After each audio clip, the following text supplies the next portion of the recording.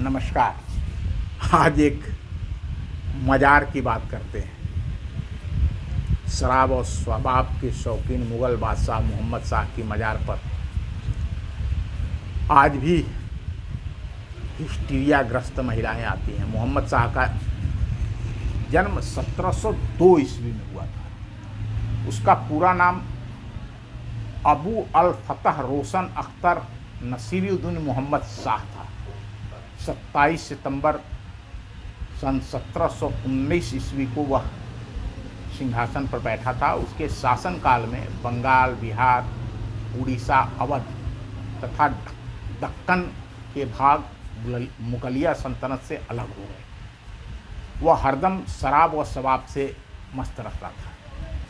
सन 1739 ईस्वी में हुए नादिर शाह के आक्रमण ने मुग़ल सल्तनत के ताबूत में अंतिम कील ठोकने का काम किया।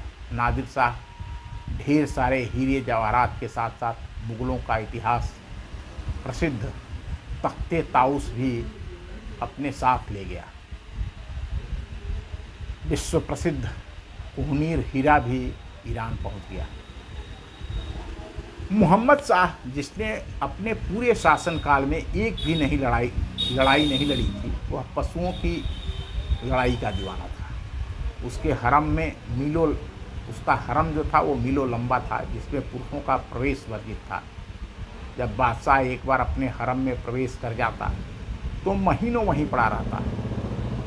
राजकाज वजीर व सिपह सालार चलाते थे। राजस्व सरकारी कोष में कम, अपने कोष में ज़्यादा डालते, जैसा होता है जब कोई बादशाह, कोई राजा अय्याश हो जाता है तो उसके जो वजीर होते, मंत्री होते हैं, सिपह सालार होते हैं, वैसा ही करते हैं। यही कारण था कि नादिर शाह को देने के लिए 2 करोड़ रुपए भी राजकोष में नहीं थे। इसलिए नादिर शाह ने दिल्ली की आम जनता को लूट कर बेशुमार दौलत इकट्ठा किया। 22,000 लोग मौत के घाट उतारे गए। मोहम्मद शाह की रंगरेलियाँ बदस्तूर जारी रही। इन्हीं रंगरेलियों की वजह से उसका नाम मोहम्मद शाह रंगीला पड़ा था। हरम से निकलकर वह सीधे दरबार में किसी न किसी सुंदरी के साथ पहुंच जाता था। दरबार में उसके आदेश पागलों जैसे थे। वह अचानक आदेश देता था कि जितने कैदी हैं उन्हें छोड़ दिया जाए, इनके एवज में दूसरे लोगों को जेल में डाल दिया जाए।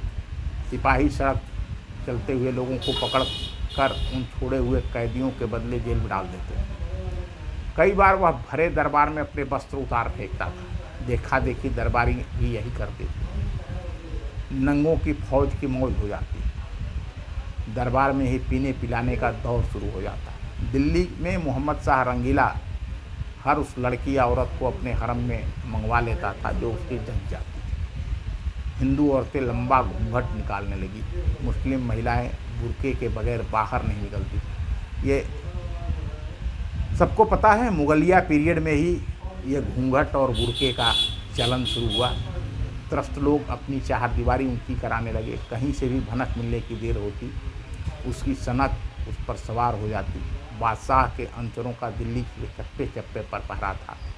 पता चलते हुए पलक झपकते ही उस औरत और लड़की को बादशाह के हरम में पहुंचा देते। मोहम्मद शाह रंगीला कानून बनाने व तोड़ने में माहिर था। वह किसी भी व्यक्ति को वजीर बना देता था, चाहे उसमें योग्यता हो या न हो।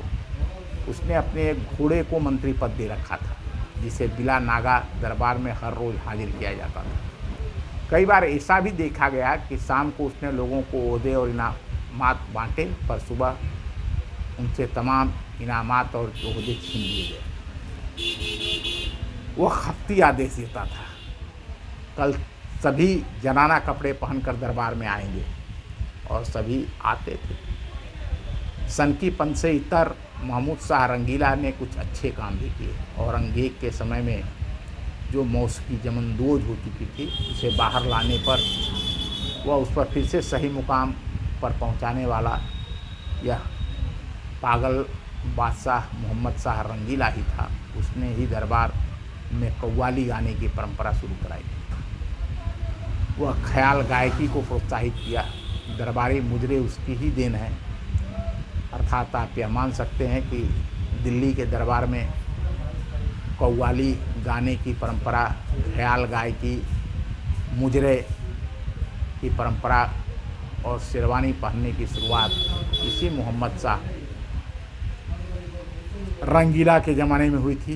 अत्यधिक शराब पीने से उसकी आंतें, लीवर सड़ गए। 46 वर्ष की आयु में दिनांक 26 अप्रैल 1748 को मोहम्मद शाह रंगीला दम तोड़ गया।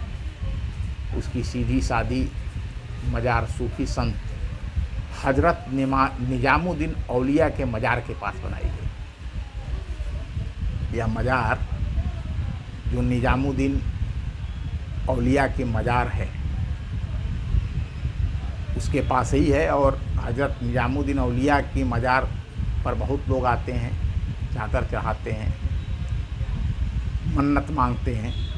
हजरत निजामुद्दीन औलिया के मज़ार के बगल में बने इस अय्याश मुग़ल बादशाह मोहम्मद शाह रंगीला के मज़ार पर मनोरोगी महिलाएं आती हैं, जो इस मज़ार पर पहुंच रूहानी सुकून महसूस करती हैं।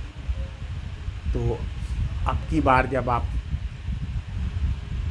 निजामुद्दीन औलिया की मज़ार को देखने जाएंगे अजमेर पर में, उसके बगल में जो एक मज़ार आपको दिखेगी तो ये जान लीजिए यह उसी सन की बादशाह मोहम्मद शाह रंगीला की मज़ार है। वैसे लोग बताएंगे भी आपको वहाँ। धन्यवाद, नमस्कार।